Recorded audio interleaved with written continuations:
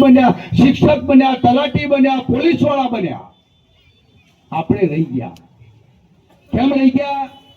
એનું સીધી લીટીનું ગણિત એક જ આવ્યું કે આપણે ઓબીસી વર્ગીકરણમાં આપણને હક ને અધિકાર મળવાનો હતો, એ આપણને મળ્યો નહીં અને બીજા લોકોને મળી ગયો અને એ લોકો રાજા થઈ ગયા. ને આપણે આ બાબા સાહેબના ટેચ્યુને ત્યાં આજે આંદોલન કરવા બેઠા.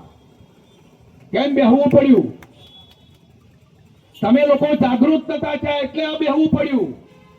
હજે આપણે બે હાથ જોડીને વિનંતી કરું છું કે આવવા વાળો સમય તમારો છે અને તમે જ્યાં સુધી જાગૃત નહીં થો, તમે જ્યાં સુધી આ પાટણનું બજાર ચક્કાજામ નહીં કરો, જ્યાં સુધી તમે રેલવે નહીં રોડો, રાજસ્થાનની અંદર 18 આલમલાલ લોકોએ ભેગા થઈ અને એમ જ જેના હકને અધિકાર માટે રેલમાં કપાવા પણ તૈયાર થઈ ગયા. હમણાં કેરાલામાં પણ એમને મળ્યું. આ તમામ રાજ્યમાં ઓબીસી વર્ગીકરણનો દરજ્જો અને અધિકારો આપ્યા. આ ગુજરાતમાં આ સરકાર તમને દરજ્જો આપવા માટે રાજી નથી.